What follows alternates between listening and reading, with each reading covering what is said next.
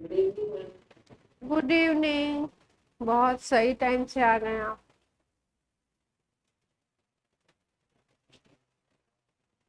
अभी चल की वजह से।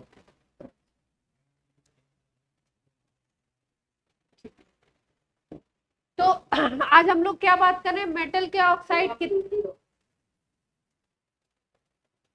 म्यूटेड हूँ मैं।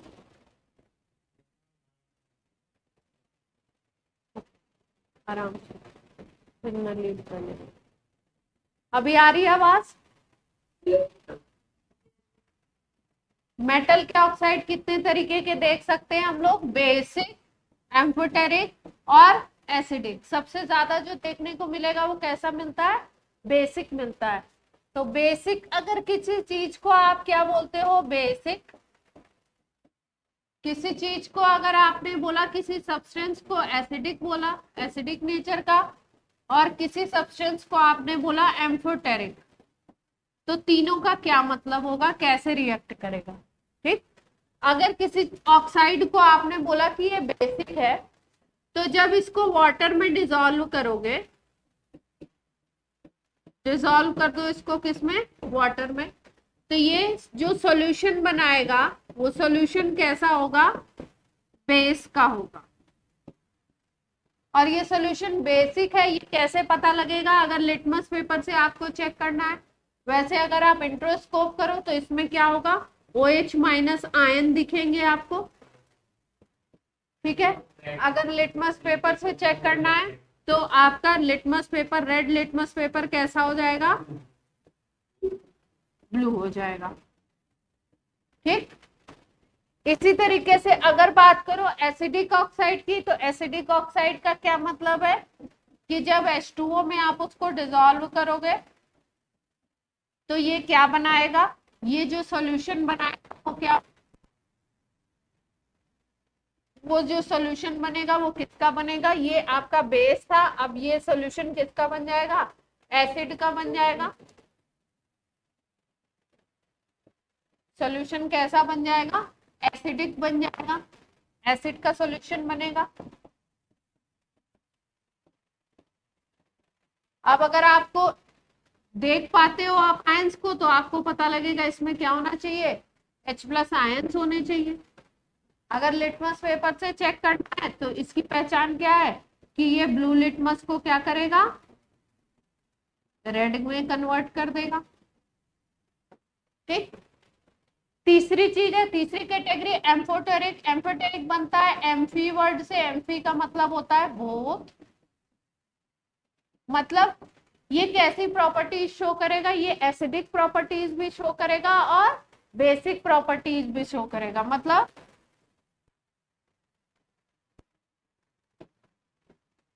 इट हैव एसिड की तरह की भी प्रॉपर्टीज होंगी और बेस के तरीके की भी प्रॉपर्टीज होंगी। मतलब अगर हम बात करें एम्फोटेरिक की,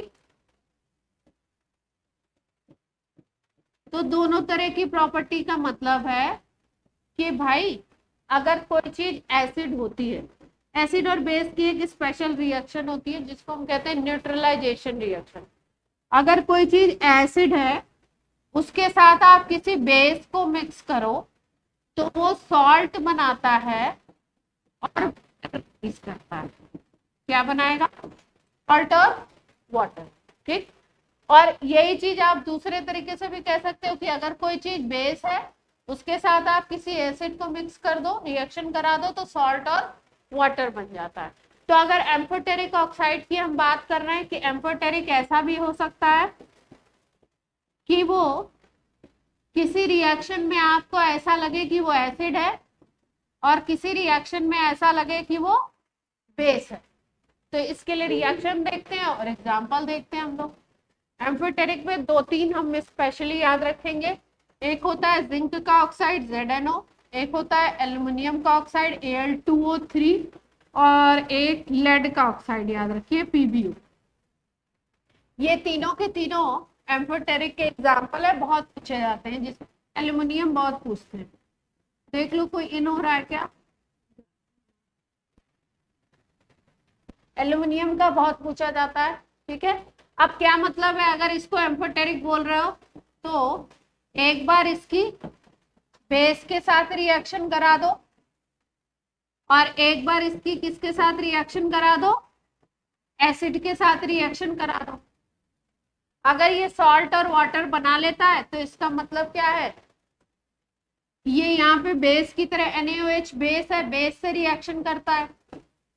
जब बेस से रिएक्शन करता है तो ये बनाता है NaAlO2, ये एक सॉल्ट है, इसको बोलते हैं सोडियम एल्यूमिनेट और वाटर बनता है। मतलब क्या बन गया, सॉल्ट प्लस। तो इस रिएक्शन से ये प्रूफ हुआ कि Al2O3 क्या है, Al2O3 क्या है आपका एसिड।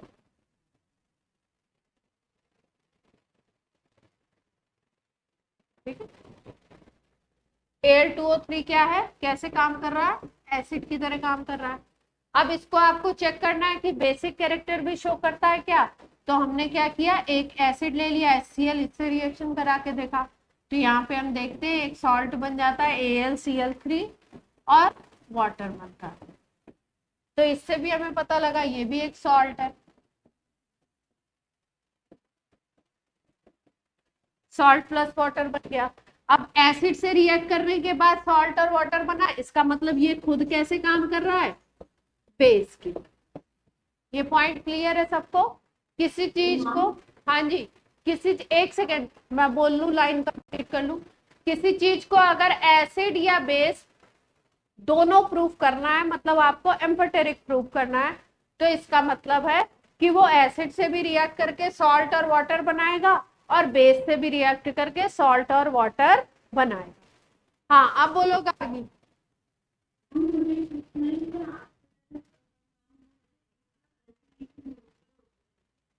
क्या न्यूट्रल होता है, नेचर न्यूट्रल नहीं होगा। न्यूट्रल का मतलब होता है, न्यूट्रल अलग कैटेगरी है। न्यूट्रल का मतलब है ना एसिडिक ना बेसिक। एसिडिक बेसिक दोनों कैरेक्टर इक्वल हो जाए तो ना वो एसिडिक है और ना ही बेसिक है, ठीक है। न्यूट्रल अलग चीज है, क्लियर है। अभी बताएंगे न्यूट्रल ऑक्साइड भी। अब जैसे ZnO है, ये भी कैसे काम करता है, एम्फोटेरिक की तरह। तो ZnO को अगर आप एम्फोटेरिक बता रहे हो, इसका मतलब जैसे आपसे क्वेश्चन पूछा जाए कि दो रिएक्शंस ऐसे लिखिए जिससे आपको पता लगे कि जिंक ऑक्साइड कैसा है, एम्फोटेरिक है, तो आप क्या करो, एक HCl से रिएक्शन करा दो इसका और दूसरा इसका रिएक्शन करा दो NaOH से या KOH से, एक बेस से करवा दो। ये जब HCl से करता है बनाता है ZnCl2 प्लस H2O, और जब ये सोडियम हाइड्रोक्साइड से करता है तो ये बनाता है Na2ZnO2 प्लस H2। ठीक है, इसको बोलते हैं हम लोग, इसको बोलते हैं जिंक क्लोराइड। अलग अलग सॉल्ट के अलग अलग नाम होते हैं। ये जिंक क्लोराइड है, इसको बोलते हैं सोडियम जिंकेट। एल्यूमिनियम के केस में क्या बनाता है, एल्यूमिनेट, यहाँ पे क्या बनता है, सोडियम जिंक। ओवरऑल में हमने क्या बात सीखी कि अगर कोई ऑक्साइड एम्फोटेरिक है तो वो एसिड से भी रिएक्ट करके सॉल्ट और वाटर बनाएगा और बेस से भी रिएक्ट करके सॉल्ट और वाटर बनाएगा। ठीक, अगर कोई ऑक्साइड कैसा है, एसिडिक, एसिडिक बोल रहे हैं या बेसिक बोल रहे हैं, तो जस्ट अपोजिट रिएक्शन होगी। कैसी वाली, अगर हमने बोला कि Na2O मेटल का ऑक्साइड है और ये क्या है, बेसिक, इसको हमने बोला, तो बेसिक बोलने का मतलब है कि अगर एसिड से रिएक्शन करा दो तो सॉल्ट और वाटर बना दे। Na2O का रिएक्शन अगर HCl से करा दो तो क्या बना लेगा, NaCl बना लेगा और वाटर बना लेगा। तो ये बेसिक ऑक्साइड है और ये क्या है, एसिड से रिएक्शन कराया आपने, प्रूव कर दिया कि ये बेसिक है। ये क्या, सॉल्ट एंड वाटर। किसी को एसिडिक प्रूव करना है तो एसिडिक भी आप प्रूव कर सकते हो। एसिडिक वाला केस याद रखना है, एसिडिक के कम केसेस होते हैं। क्या क्या एग्जांपल है याद रखो, जैसे मेटल के एसिडिक ऑक्साइड कम मिलते हैं, क्रोमियम का ऑक्साइड होता है CrO3, ठीक है, और मैंगनीज का एक ऑक्साइड होता है Mn2O3, ये एसिडिक होते हैं। मेटल के ऑक्साइड इन जनरली कैसे होंगे, ज्यादातर बेसिक होंगे, ज्यादातर कुछ एम्फोटेरिक होंगे और बहुत कम, ठीक है। तो इसलिए कहीं आपको ऐसी लाइन भी लिखी हुई मिल सकती है कि इन generally metal oxide are basic in nature. तो जनरली बात क्या है कि कैसे होते हैं, बेसिक होते हैं। क्लियर। अब बात, हाँ जी, अब बात करते हैं, हाँ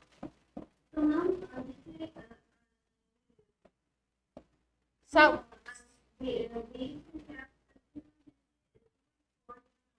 हाँ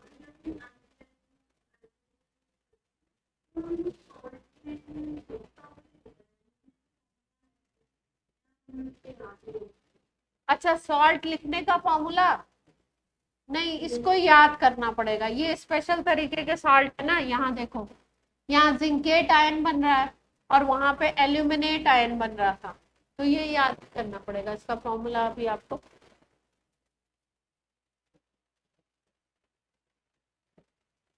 अब बात करते हैं हम लोग नॉन मेटल की, कि नॉन मेटल अगर रिएक्ट करता है ऑक्सीजन से तो ये भी ऑक्साइड बनाता है। तो इसके ऑक्साइड कैसे देखने को मिलते हैं हमको, इसके जो ऑक्साइड देखने को मिलते हैं हमको, इसके आप ध्यान रखेंगे कि इसके जो ऑक्साइड होंगे उसके बारे में स्पेशल प्रॉपर्टी आप ध्यान रखेंगे कि नेवर बेसिक, बेसिक कभी नहीं मिलेंगे। नॉन मेटल का कोई ऑक्साइड बेसिक नहीं होगा। कैसे होंगे, ज्यादातर मोस्टली कैसे होंगे, एसिडिक। जैसे उसके मोस्टली बेसिक थे वैसे इसके मोस्टली कैसे होंगे, एसिडिक। और कुछ मिलेंगे आपके न्यूट्रल। एम्फोटेरिक कैटेगरी भी इसमें नहीं मिलती है देखने को। कैसे कैसे मिलते हैं, एसिडिक मिलते हैं या न्यूट्रल मिल जाते हैं। न्यूट्रल में एग्जांपल याद रखो, जैसे वाटर हो गया, वो हो गया,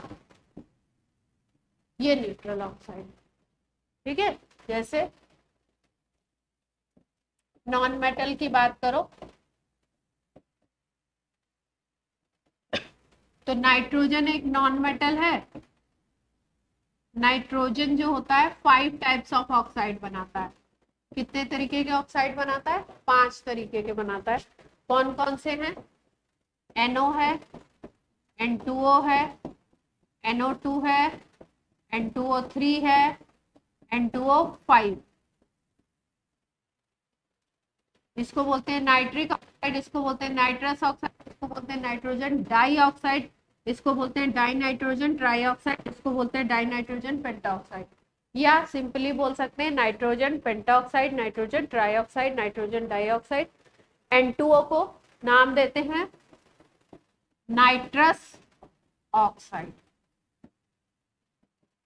आपसे पूछा जाता है, किसी साल ओलंपियाड में पूछा गया लाफिंग गैस का कंपोजिशन बताइए, ठीक है। ये जो N पीला तो दिखता ही नहीं है ना बच्चों को, ये लाफिंग गैस की तरह काम करता है।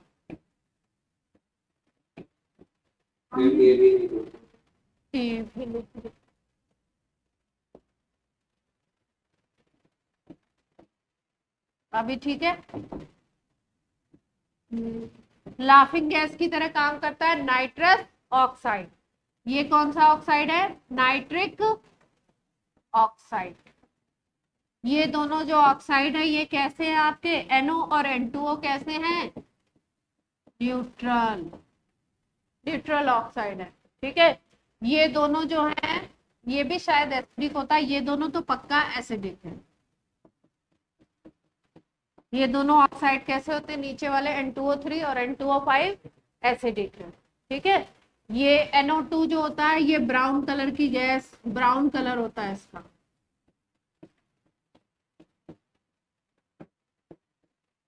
अभी बताएंगे किसी चैप्टर में, एसिड बेस में आएगा,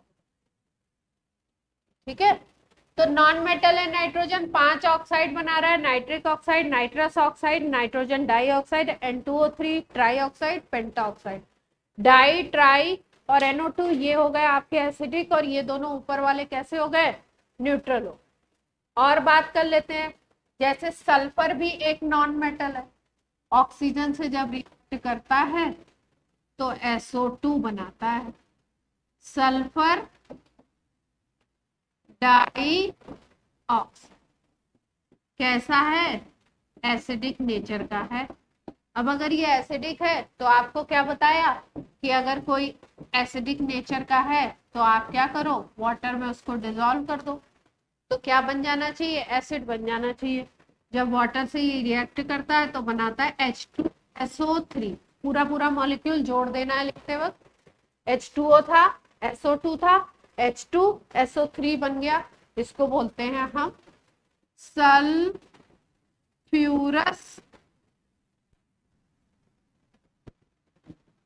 ये जो सल्फ्यूरस एसिड है ये एसिड बन गया, तो इसका मतलब ये SO2 का नेचर कैसा था, एसिड। तो कोई भी एसिडिक ऑक्साइड है अगर उसको आप वाटर के साथ डिसॉल्व करोगे तो क्या बना लेगा, एसिड बना लेगा। जैसे फॉस्फोरस का एक ऑक्साइड होता है, फॉस्फोरस P4 के फॉर्म में रहता है नेचर में। इस P4 को जब ऑक्सीजन से आप रिएक्ट कराते हो तो ये फॉस्फोरस का ऑक्साइड बनाता है P4O10, ठीक है। इस P4O10 को जब आप वाटर में डिसॉल्व करते हो तो ये वाटर में डिसॉल्व होने के बाद एक एसिड बनाता है H3PO4, इसको बोलते हैं फॉस्फोरिक एसिड। तो वाटर के साथ मिक्स होने पे क्या बना लिया, एसिड बना लिया। इसका मतलब इसका नेचर कैसा था, एसिडिक था। तो अब किसी ऑक्साइड को आप एसिडिक प्रूव कर सकते हैं, एसिडिक बेसिक दोनों प्रूव कर सकते हैं, ठीक है।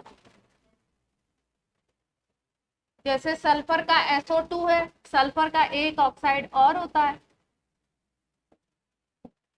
थ्राइस वाला, सल्फर ऑक्सीजन से रिएक्ट किया, इसने बनाया SO2।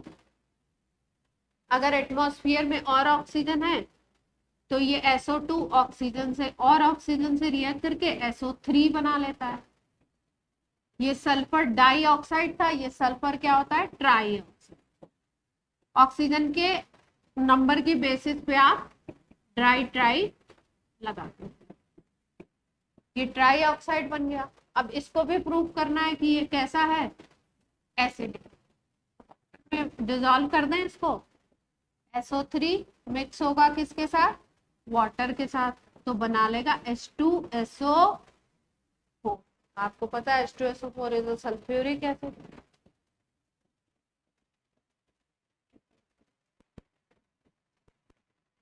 क्लियर बात। अब एम्फोटेरिक की बात कर ली, बेसिक की बात कर ली, एसिडिक की बात कर ली। लिटमस पेपर लाओगे तो वही टेस्ट देगा, ये एसिड है, एसिडिक सॉल्यूशन है, तो ब्लू लिटमस को कैसा करेगा, ब्लू लिटमस को रेड कर देगा।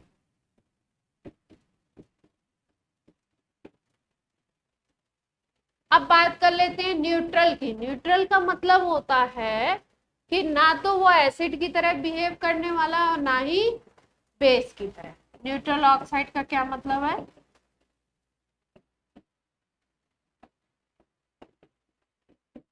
नॉट एसिड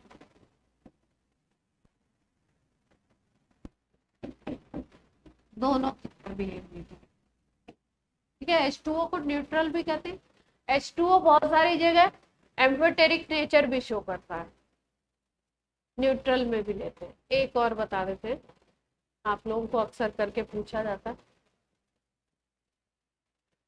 CO2 की बात की जाती है। कार्बन के दो ऑक्साइड होते हैं, एक कार्बन मोनोऑक्साइड और एक कार्बन डाइऑक्साइड। ये जो होता है ये न्यूट्रल होता है। कार्बन क्योंकि हमारे चारों तरफ बहुत ज्यादा है तो कार्बन के ऑक्साइड आपसे पूछे जा सकते हैं नेचर।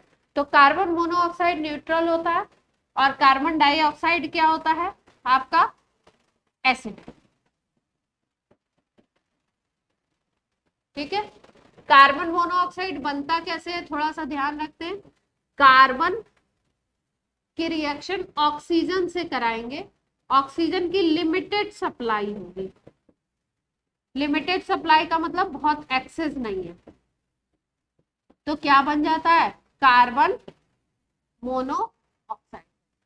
ठीक, लेकिन अगर कार्बन है और ऑक्सीजन आपके पास खूब है एक्सेस में, तो अगर एक्सेस में लेते हो तो कार्बन मोनोऑक्साइड नहीं बनता है, क्या बनता है कार्बन डाइऑक्साइड। और इसको हम क्या कह रहे हैं एसिडिक बोल रहे हैं। तो क्या करें, अगर इसको एसिडिक बोल रहे हो तो वाटर में डिजोल्व कर दो। वाटर में डिजोल्व करोगे तो एसिड बन जाना चाहिए। H2O सीधे सीधे ऐड कर देते हैं, H2CO3 बन जाता है। इसको बोलते हैं कार्बोनिक एसिड। क्या नाम देते हैं कार्बोनिक एसिड। तो SO2 से हमने बनाया सल्फ्यूरस एसिड, SO3 से बनाया सल्फ्यूरिक एसिड, CO2 से बनाया कार्बोनिक एसिड, फॉस्फोरस से बनाया फॉस्फोरिक एसिड। सबके नाम के लास्ट में क्या आ रहा है एक आ रहा है एसिडिक। और तो ये पॉइंट सबको क्लियर होता है। ठीक, मेटल के एसिडिक बहुत कम होते हैं। एसिडिक जो है वो क्या क्या एग्जांपल याद रखो, क्रोमियम का एक याद रख लो और एक मैंगनीज का ऑक्साइड याद रख लो। एम्फोटेरिक में आपके जिंक का ऑक्साइड, लेड का ऑक्साइड और एल्यूमिनियम का ऑक्साइड याद रखो। और न्यूट्रल में H2O, N2O, NO, CO carbon, इतने याद रखो। ठीक, अब ये बात हो गई। अब नॉन मेटल के रिएक्शन देखते हैं थोड़ा सा कैसे रिएक्शन।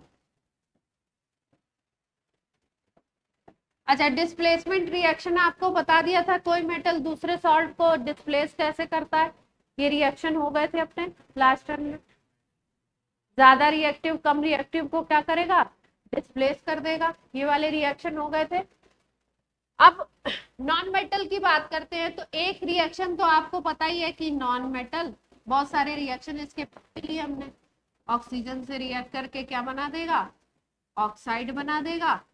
ऑक्साइड का नेचर चेक करना है तो ज्यादातर कैसे मिलेंगे एसिडिक मिल जाएंगे और कुछ कैसे मिलेंगे न्यूट्रल मिल जाएंगे। ये पहला रिएक्शन है नॉन मेटल का। ठीक, दूसरी अगर बात करो तो नॉन मेटल वाटर से रिएक्ट नहीं करते हैं इन जनरली। कोई एक्सेप्शन भी देखने को हमको मिल सकता है, लेकिन इन जनरली नॉन मेटल वाटर से रिएक्ट नहीं करते। फिर उसके बाद अगर बात करो कि नॉन मेटल की एसिड से रिएक्शन करा दो तो क्या ये हाइड्रोजन गैस देगा। हाइड्रोजन गैस नहीं इवॉल्व करते हैं। जबकि मेटल क्या होते थे, बहुत सारे मेटल ऐसे थे हमारे पास जो एसिड से रिएक्ट करके क्या बनाते थे हाइड्रोजन। ठीक है, फिर नॉन मेटल की अगर और बात करो तो मेटल में जैसे डिस्प्लेसमेंट रिएक्शन हमको देखने को मिलता था, मेटल में डिस्प्लेसमेंट रिएक्शन हमको देखने को मिला था ना कैसा, जैसे जिंक ले लिया, कॉपर सल्फेट के सॉल्यूशन में डाल दिया इसको, तो क्या देखा एक्टिविटी सीरीज में जिंक कहाँ पे है एबव पोजीशन पे है और कॉपर कहाँ पे है एक्टिविटी सीरीज में बिलो पोजीशन पे नीचे की तरफ है। तो जिंक क्या करता है कॉपर को डिस्प्लेस कर देता है, तो क्या बन जाता है ZnSO4 प्लस कॉपर बन जाता था। इसी तरीके से अगर मान लो यहाँ आप सिल्वर नाइट्रेट ले लेते हो और यहाँ पे आपने ले लिया कोई भी मेटल आयरन ले लिया, ठीक, डिस्प्लेस कराना चाहते हो तो आप देखते हो कि आयरन आयरन का नाइट्रेट बना लेता है और सिल्वर को क्या करता है, अलग कर देता है। ठीक, तो जैसे डिस्प्लेसमेंट रिएक्शन आपने देखे थे कि ज्यादा active metal less active metal को डिस्प्लेस कर देता है उसके सॉल्ट से, वैसा ही कुछ नॉन मेटल में भी देखने को मिलता है। जैसे KBr ले लो, NaI ले लो, पोटेशियम का ब्रोमाइड है, सोडियम का आयोडाइड है, इसकी रिएक्शन करा दो Cl2 से। अब यहाँ पे देखो K क्या है, मेटल, Br क्या है, non metal, bromine is non, chlorine क्या है, आयोडीन क्या है।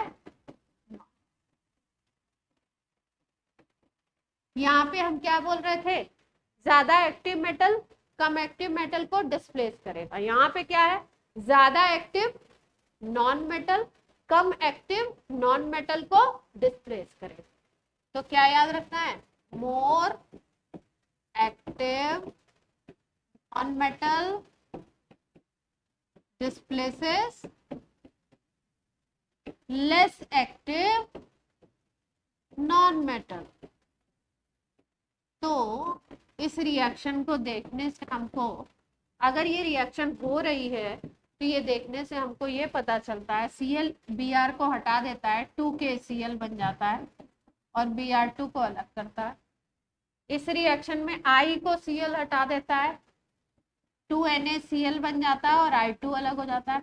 इसका मतलब Br की पावर कम है, Br लेस एक्टिव है और Cl क्या है, ज्यादा एक्टिव है। यहाँ पे भी पता चला Cl ज्यादा एक्टिव है और I क्या है, कम एक्टिव है। तो ऐसे रिएक्शंस भी नॉन मेटल में देखने को, क्लियर।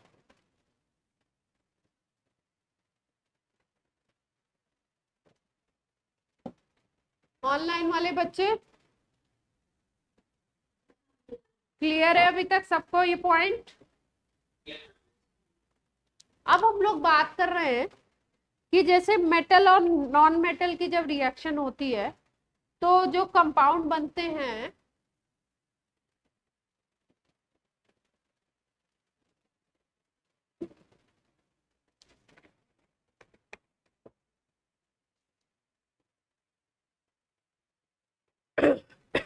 देखो थोड़ी सी बात कर लेते हैं बॉन्डिंग की, कंपाउंड की बात करने जा रहे हैं, पहले भी हो चुकी है आगे भी होगी और अभी भी कर लेते हैं। बॉन्डिंग की बात जहां जहां जरूरत पड़ती है हम लोग कर ही लेते हैं। जो बॉन्ड बनता है या जो कंपाउंड फॉर्म होते हैं वो 3 तरीके से होते हैं। ठीक, एक में क्या होता है, एक में होता है इलेक्ट्रॉन का ट्रांसफर और you can say electron complete transfer. ठीक, ऐसे में आयंस बनते हैं और आयनिक बॉन्ड बनता है। जैसा कि एग्जाम्पल हमने कहाँ देखा था, NaCl में देखा था। सोडियम था, सोडियम के पास इलेक्ट्रॉन था 281। ठीक, सोडियम ने क्या किया, अपने इस इलेक्ट्रॉन को बाहर निकाल दिया, अपने अंदर से एक इलेक्ट्रॉन को निकाल दिया, Na+ बन गया, ऑक्टेट कंप्लीट हो गई, 28 में आ गया। फिर Cl होता है, Cl के पास 17 इलेक्ट्रॉन होते हैं, 287 कॉन्फ़िगरेशन। इसने क्या किया, ये जो इलेक्ट्रॉन था इसको गेन कर लिया इसने, इसी इलेक्ट्रॉन को, और गेन करके इसने क्या बना लिया, Cl-, इसका कॉन्फ़िगरेशन 288 हो गया। अब ये Na+ और Cl- आयंस बन गए और ये एक दूसरे के साथ कंबाइंड होके NaCl बना लिया। इसमें जो बॉन्ड बनेगा उसको क्या बोलेंगे हम, आयनिक। कैसे बना, इलेक्ट्रॉन के कंप्लीट ट्रांसफर से, एक ने कंप्लीटली अपने इलेक्ट्रॉन को दूसरे को दे। ठीक, दूसरी जो कैटेगरी है वो कौन सी है, उसमें क्या होता है, उसमें होता है शेयरिंग ऑफ इलेक्ट्रॉन। पहली कैटेगरी ये थी। दूसरा जो बॉन्ड बनता है या जो कंपाउंड हमें देखने को मिलते हैं वो कैसे मिलते हैं, शेयरिंग ऑफ इलेक्ट्रॉन्स। इलेक्ट्रॉन की शेयरिंग होगी, ट्रांसफर वगैरह नहीं होगा। बीच में आप रख दो, एक इरेजर है, ओजस्विनी को भी यूज करना और और किसको यूज करना है, साक्षी को भी यूज करना है ना। तो क्या हुआ कि कोई एग्जाम चल रहा है तो इन्होंने कहा कि ऐसा करते हैं कि इसको बीच में रख देते, जब तुम जरूरत हो तुम भी यूज कर लो, हम भी यूज कर, शेयरिंग हो गई। ऐसा नहीं कि ओजस्विनी ने बोला तुम ले लो हमें जरूरत नहीं, ऐसा नहीं।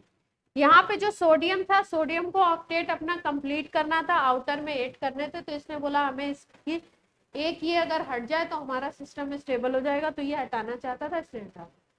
एक इसके पास 7 थे, ये लेना चाहता था, 8 करना चाहता था, इसने ले लिए। एक को बहुत जरूरत थी देने की, एक को बहुत जरूरत थी लेने की इलेक्ट्रॉन। तो ऐसे जगह पे कौन सा कॉम्बिनेशन बनता है, आयनिक बॉन्ड बनते हैं, आयनिक कंपाउंड बनते हैं।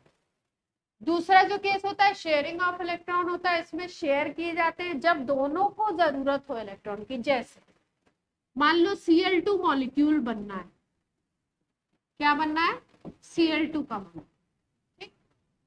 एक क्लोरीन यहाँ पे बैठा हुआ है, एक क्लोरीन यहाँ पे बैठा हुआ है, ठीक। इसके पास 2 8 7 है, इसके पास भी 2 8 7 है, टोटल 17 इलेक्ट्रॉन है।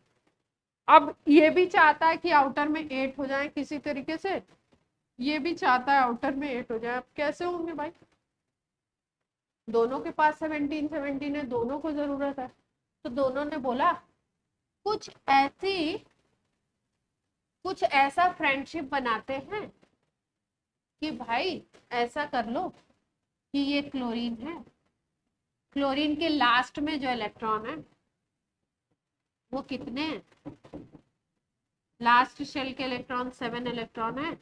तो इसने बोला, ये इलेक्ट्रॉन को डॉट से शो करता है कि 7 इलेक्ट्रॉन है, जिसमें से 6 तो तुम अपने इधर इधर रखो और एक इलेक्ट्रॉन को बीच में रखो।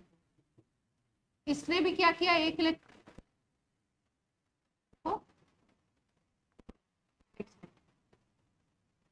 ठीक है, बोला ऐसा है। इस Cl ने बोला कि जब तुमको जरूरत हो तो तुम ये मेरे यूज कर लेना, और जब मुझे जरूरत होगी तो तुम्हारा ये वाला हम यूज कर लेंगे। 7 थे लास्ट में, ये वाला ये यूज कर लेता है 8 में, ठीक।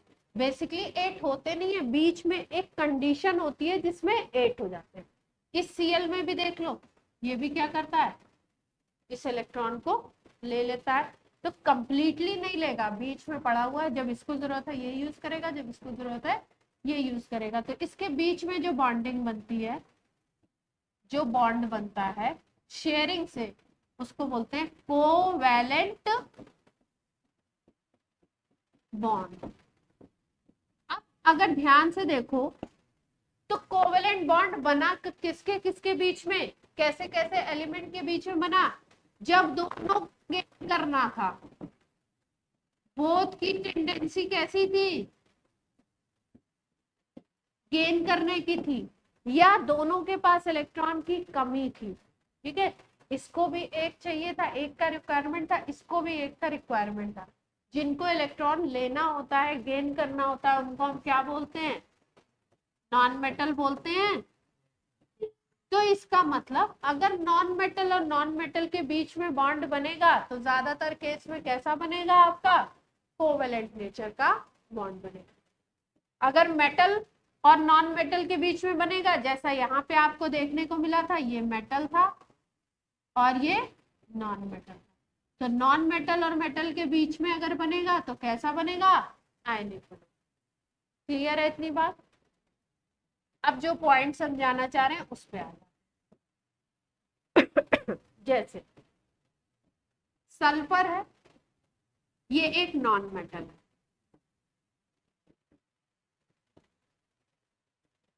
फ्लोरीन है, ये भी एक नॉन मेटल है, ठीक, दोनों नॉन मेटल है। सल्फर के पास इलेक्ट्रॉन है 2 8 6, 16 इलेक्ट्रॉन होते हैं टोटल, आउटर में 6 है। तो अगर आउटर में 6 है तो इसको 2 की रिक्वायरमेंट है, देख पा रहे हो सब लोग। फ्लोरीन को अगर एक फ्लोरीन को देखो, एक फ्लोरीन एटम को, तो 2 8 7 लास्ट में इसके 9 लास्ट में 7 होते हैं, टोटल 9 इलेक्ट्रॉन। तो इसको एक की रिक्वायरमेंट है, देख पा रहे हैं। तो दोनों ऐसे हैं जिनको ये रिक्वायरमेंट है, तो दोनों ही नॉन मेटल होगा। तो अब अगर ये मिल करके कंपाउंड बनाएंगे रिएक्ट करके, तो कैसा बनाएंगे? कोवेलेंट।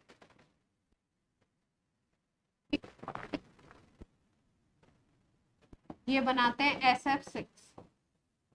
सल्फर और फ्लोरीन जो बनाते हैं कंपाउंड आपस में मिलके, वो कैसा बनाते हैं, कौन सा बनाते हैं? SF। क्लियर?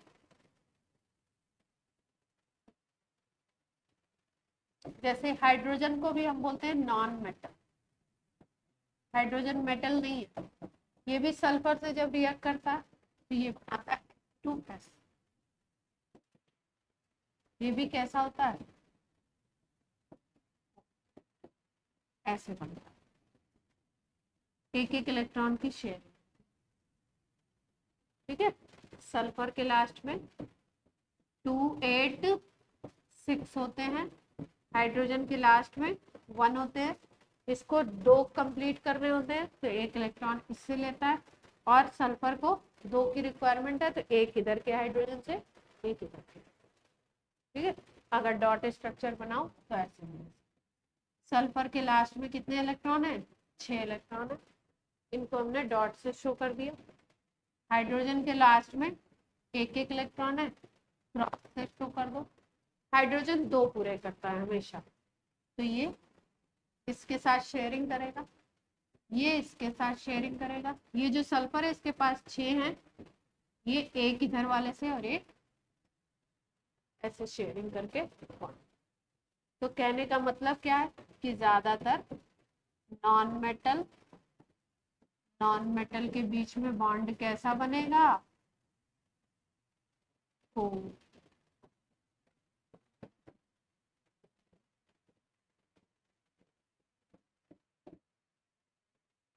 क्लियर है पिक्चर?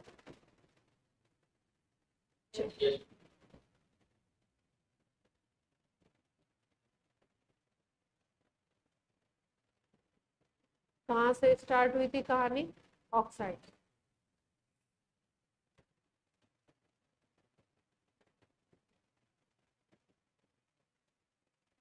एक एक स्लाइड को देख लो। आज लेक्चर नंबर कौन सा था अपना? लेक्चर नंबर पक्का?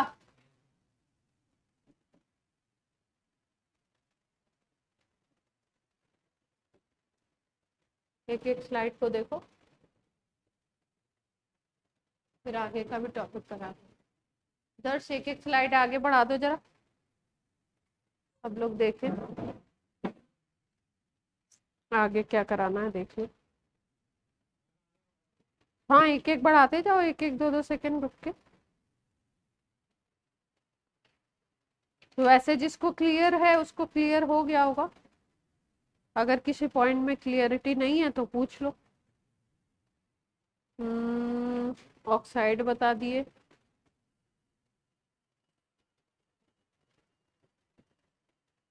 चलो चलो आगे चलते जाओ। अच्छा, अब मेटल नॉन मेटल कैसे रिएक्ट करते हैं ये बताना। आयनिक कंपाउंड जो बनते हैं उनकी प्रॉपर्टी क्या होती है?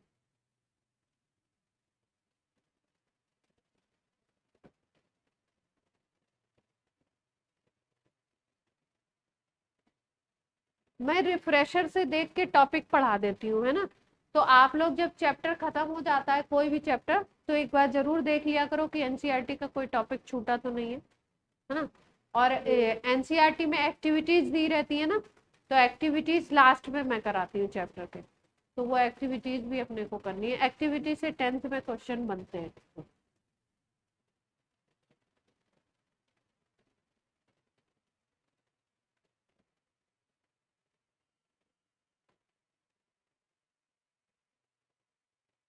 तो आपको बॉन्डिंग करानी है, बॉन्डिंग, और फिर स्टार्ट करेंगे मेटलर्जी, स्टार्ट करेंगे कैसे मेटल को एक्सट्रैक्ट। कुछ क्वेश्चन कर लेते हैं इस पे टॉपिक पे, 10 मिनट है अपने पास, आराम से।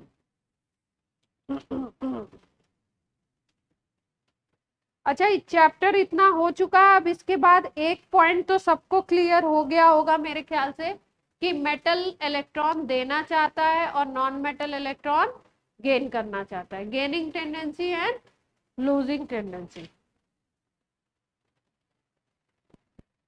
कोई भी ऐसा रिएक्शन, जैसे ये टॉपिक पढ़ाते हुए मैं बहुत सारे रिएक्शन बताती हूँ, कोई भी ऐसा रिएक्शन जो एनसीईआरटी में दिया हुआ है वो आपको छूटना नहीं चाहिए, वो आपको जरूर आना चाहिए,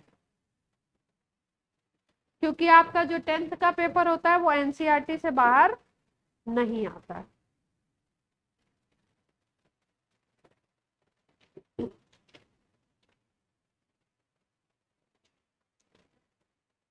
कुछ क्वेश्चंस करें जाए? चलो भाई करते हैं क्वेश्चन।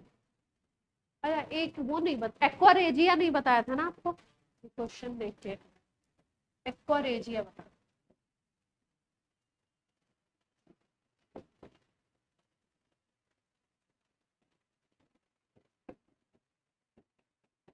क्या है।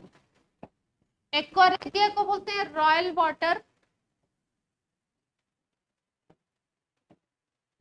और क्या मतलब है एक्वारेजिया का, कि भाई बहुत सारे मेटल्स ऐसे हैं जो एक्टिविटी इनकी इतनी, आराम से पी लो, पानी पी लो, एक्टिविटी इतनी लो होती है उनकी कि वो किसी भी एसिड किसी भी बेस में डिजॉल्व नहीं होते हैं। स्पेशली जैसे आप बात कर लो प्लेटिनम की, जैसे आप बात कर लो गोल्ड की, तो उनको डिजॉल्व करने के लिए एक सॉल्यूशन बनाया जाता है। किसको किसको डिजॉल्व कर सकता है ये प्लेटिनम? सबको डिजॉल्व कर सकता है ये, लेकिन प्लैटिनम और गोल्ड बाकी किसी एसिड में डिजॉल्व नहीं होते। अगर हम H2SO4 ले लें या HNO3 ले लें, नाइट्रिक एसिड, या HCl ले लें, इनमें अगर हम डिजॉल्व करना चाहते हैं इन मेटल्स को, तो ये डिजॉल्व नहीं होंगे। लेकिन एक कॉम्बिनेशन बनाया जाता है, किसका किसका, कॉन्सेंट्रेटेड HCl और कॉन्सेंट्रेटेड HNO3, मतलब कॉन्सेंट्रेटेड हाइड्रोक्लोरिक एसिड और कॉन्सेंट्रेटेड नाइट्रिक एसिड का एक कॉम्बिनेशन बनाया जाता है। इसमें HCl लेते हैं 3:1 में, इसका रेशियो 3 रहेगा, इसका रेशियो 1 रहेगा। जब इनको मिक्स करेंगे तो एक कंपाउंड बनता है, एक सॉल्वेंट बनता है, आप कह सकते हैं, उसको हम लोग बोलते हैं एक्वा रिच।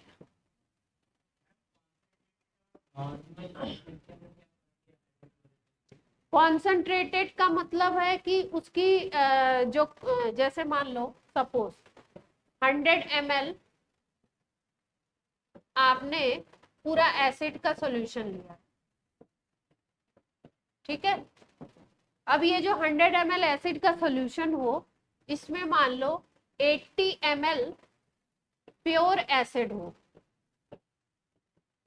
और 20 ml केवल वाटर हो, ठीक है। मतलब एसिड का कंसंट्रेशन, एसिड अगर बहुत ज्यादा अमाउंट में है वाटर के कंपैरिजन में, तो उसको हम बोलते हैं कॉन्सेंट्रेट, और अगर वाटर बहुत ज्यादा है तो उसको बोलते हैं हम डाइल्यूट। जैसे आपने मान लो 80 ml आपने वाटर ले लिया और 20 ml उसमें एसिड डाला, तो इसको क्या बोलोगे आप, डाइल्यूट, ठीक है।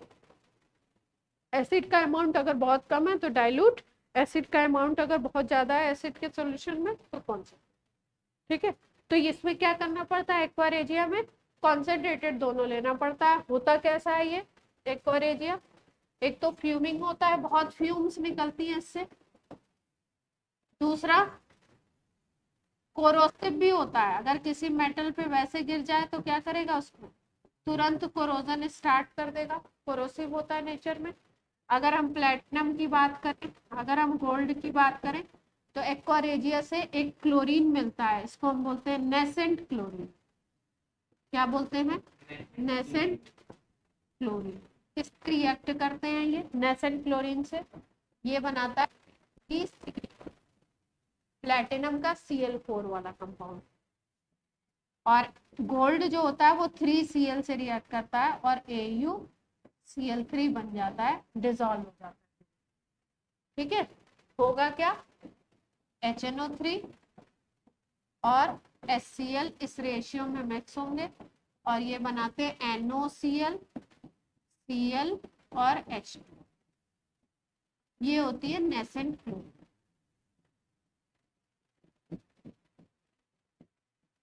एक्वारेजिया जब बनता है तो ये कंपोजिशन मिलता है, इसको बोलते हैं नाइट्रोसिल क्लोराइड।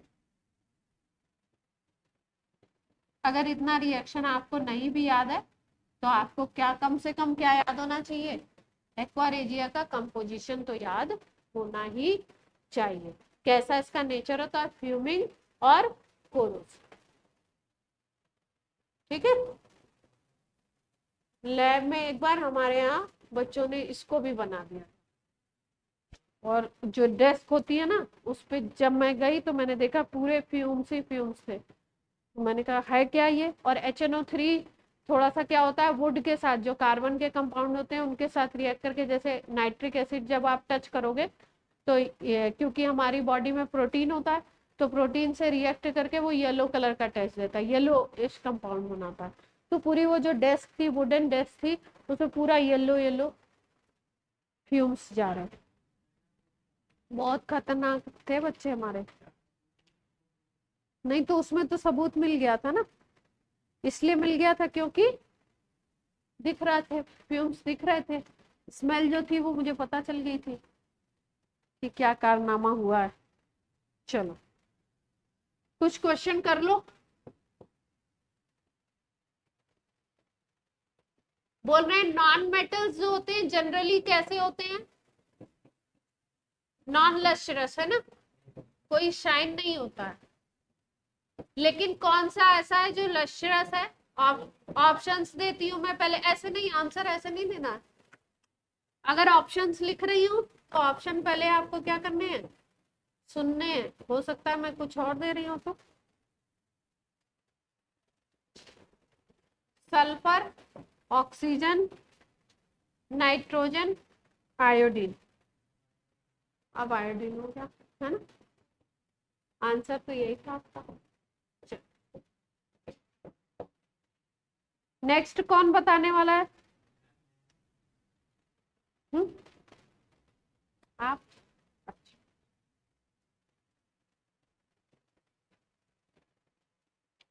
कॉपर, पूरी लैंग्वेज नहीं लिख रही हूँ, कैप्टन एयर शॉर्ट में लिख देती हूँ।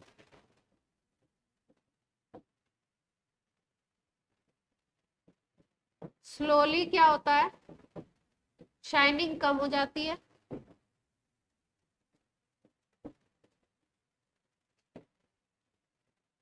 ग्रीन कलर की कोटिंग बन जाती है इसके ऊपर, धीरे धीरे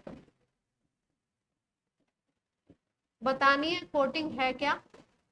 ऑप्शंस दे रही हूँ, विदाउट ऑप्शन नहीं बोलना, ठीक है।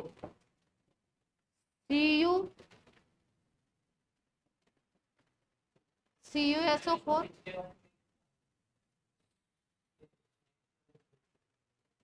CuSO4, CuCO3, CuNO3 whole twice, और है CuO। अब बोलो, रिएक्ट करके कोरोजन हो गया तो कॉपर ऑक्साइड बन गई। अच्छा कोई और,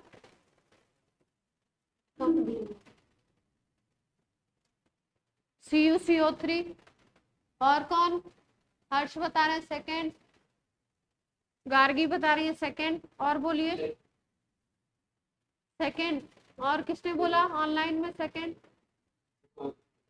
आदित्य, और लोग बोलिए।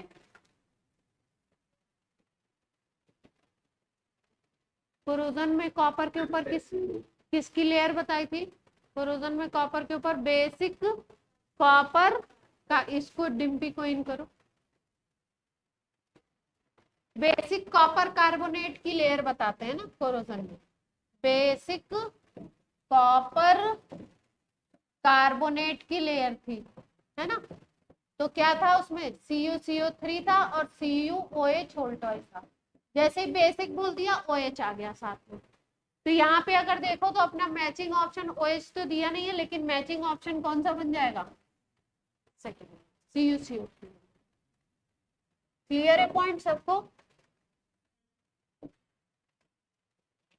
एक्वारेजिया का कंपोजिशन पूछा है, बता लेंगे आप लोग, मुझे पता है। चलो, XYZ दिए हुए हैं, XYZ। X है आपका 28 इलेक्ट्रॉन दिए हुए हैं इसमें, 28, Y में दिए 287 और Z में दिए हुए हैं 282। ठीक है, आपको बताना है, ऑप्शन बोलो इसके 30 क्वेश्चन। इनकरेक्ट बताना है ना 30 वाले में, करेक्ट बताना है। चलो भाई, X इज मेटल, पहले सारे ऑप्शन सुन लो। हाँ, Y is metal, Z is non metal और Y is a non metal and Z is a metal. चलो चूज करो। Y नॉन मेटल है और Z क्या है? मेटल है।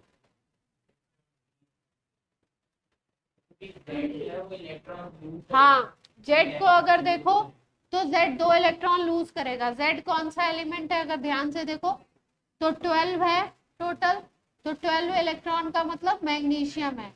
मैग्नीशियम क्या होता है? मेटल होता है। वैसे भी आउटर शेल में 2 इलेक्ट्रॉन है, तो ये लूज करने की टेंडेंसी होगी। ठीक है, तो इसको क्या करना है? लूज करना है।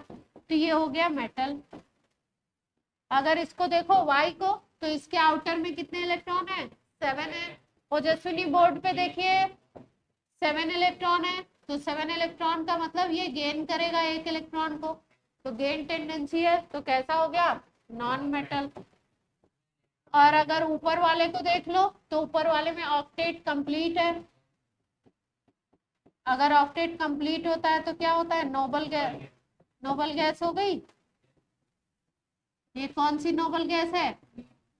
10 है इसका, तो नियॉन हो गई, नियॉन नियॉन। ठीक है, तो डी ऑप्शन बनता है अपना। क्लियर है? पक्का? तो क्लास ऑफ की जाए, क्या कहते हैं आप लोग? एक क्वेश्चन नोट कर लो। लालच बहुत, क्लास के लिए लालच अच्छी चीज है।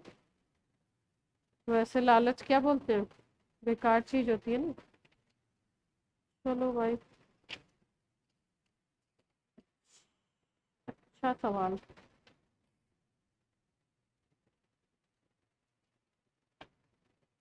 इस क्वेश्चन को लिखने में 5 मिनट लग जाएंगे।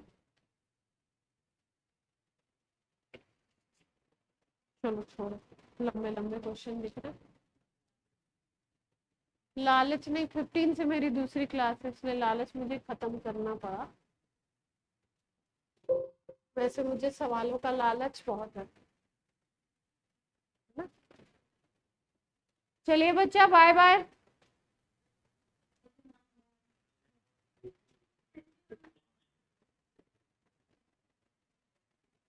आप लोग की तो यही क्लास होगी ना।